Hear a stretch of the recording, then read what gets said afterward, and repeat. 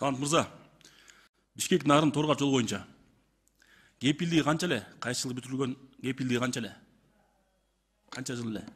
Бишкек Нарын Торгаш жолу көп участоктор баягы өз-өзүнчө лот болуп бүтүрүлгөн. Мен düşünчө эң акыркы бүтүрүлгөн участок бул 272 чакырым долонун ашуусунан 365 чакырылымга чейин 19 жылы бүтүрүлсө керек эле. Кепилдиги канча жыл? Кепилдиги ал жердики баягы реабилитация болгон үчүн 3 жыл.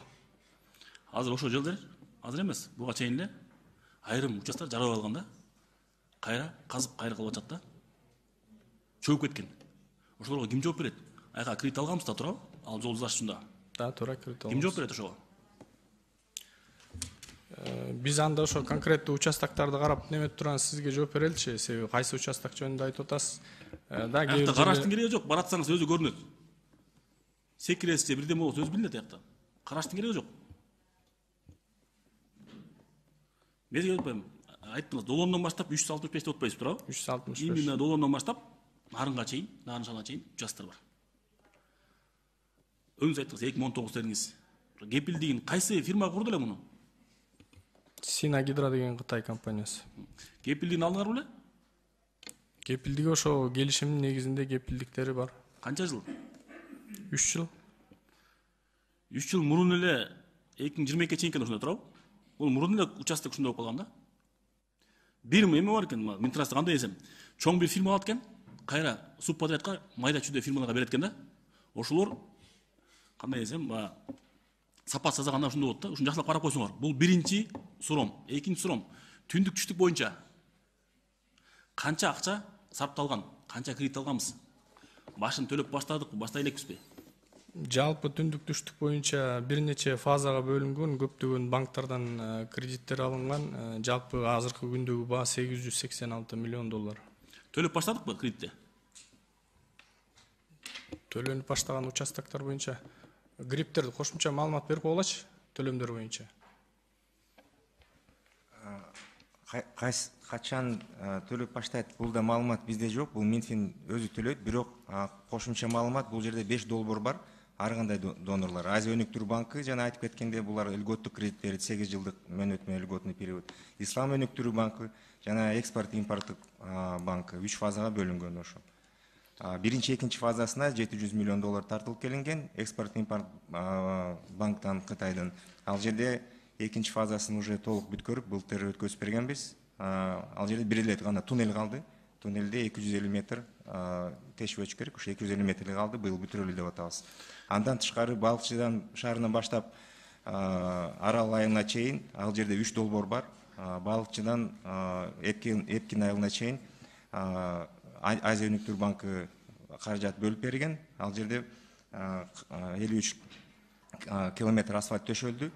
Экинчи долбоорубуз Эпкин айылынан Башкулган айылына чейин ал жерде дагы Азия өнүктүрүү банкы кредит жана гранттарын бөлүп берген. Былтыр 15 километр асфальт төшөлдү. Жалпы маалыматсыз ушундай $886 миллион тартылган.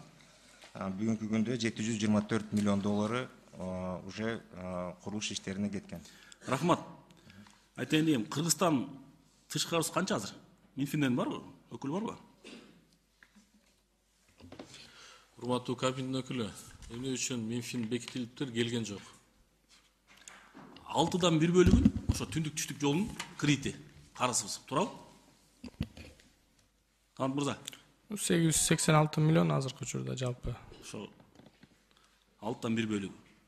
Өзүңүз билесиз, барганыңыз жолдор сапасыз курулган, тоолорду сапасыз кескен. Ал жерден көчкү жүрөт, таш кулайт. Адамдын өмүрүнө коркуч жаратылат, туурабы? Сиздин көз караш менен жол сапаттуу курулганбы же сапасыз курулганбы?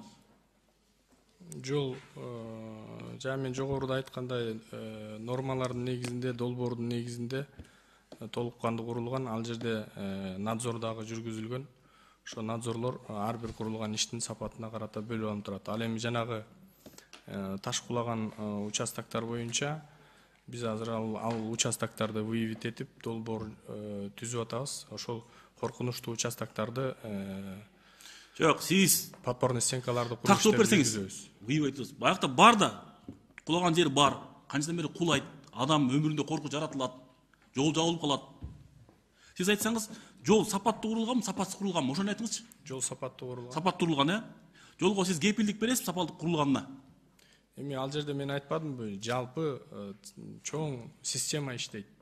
Консультант, министрлик, банк тарабынан келип дагы Хорошо. карайт. Жол курулганда азыр калктын арасында коомчулук арасында көптөгөн сөз бар. Көптөгөн акча жыйылып кеткен деген сөз бар. Ошол канчалык чындыкка дал келет? Эми аны мен жооп бере албайм, канчалык чындыкка дал келет, аны тийиштүү органдар өздөрү текшерип выявить этиш керек деп ойлойм. Сиз эмнеге жооп бере албайсыз? Сиз билесиз да, канча километр, канча айылдарын билесиз да. Ал жерде баасы бекитилет контрактыда. Ошол жасалган жумуштар ошол баага жараша төлөнүп берилет. Ал система ошол менен иштей берет. Ал эми жанагындай фактылар болсо, анда сиз дагы айрылсаңыз болот деп ойлойм. Кайка айрылсам болот, силерге? Тийиштүү органдарга. Жок, силер эмнеге айрылбайсыңар акта? Жол сапатсыз болуп атса. Биз ал жерде өзүбүздүн милдеттерибизди аткарабыз. Эгерде кандайдыр бир жумуштар жазалбай калса, консультант тарабынан кесилүү алынып салынат. Сапаты келбеген учурларда. Андай моменттер көп эле. Биз анын баарын эми баягы жарыя кылып айтпайбыз, бирок көптөгөн объемдору сапатка жараша кесилүү алынып, аларга төлөнүп берилбейт оңдогуча. Сиздин айтуусуңуз боюнча жол сапаттуу курулган, Сапаттуу курулган себеби ал жерде айтып атпаймынбы? Надзор иштейт. Бардык Түшүндүм, сиздин сапаттуу курулган, Сапаттуу курулган. Бул урматтуу төраға, комитеттин чечимине кирип койсок, ушул түндүк түштүк жол боюнча комиссия кылсак же бир нерсе кылсак, карасак. Себеп дегенде көп деген ал жерде элдердин кайрылуусу бар. Таш кулайт экен, тоолорду канча бир градус алыш керек экен, маркача кылып коюптур. Кээ бир жерде асфальттар чөгүп кеткен, сапасы деп атат да. Канчалык деңгээлде курулган, калктын арасында сөз бар. Көптөгөн акча, силер уксаңар керек, көптөгөн акча түндүк түштөн жыйылып кеткен дегенден. Туурабы? Ошондо карасак, комитеттин чечимине кош койсоңуздар. Рахмат.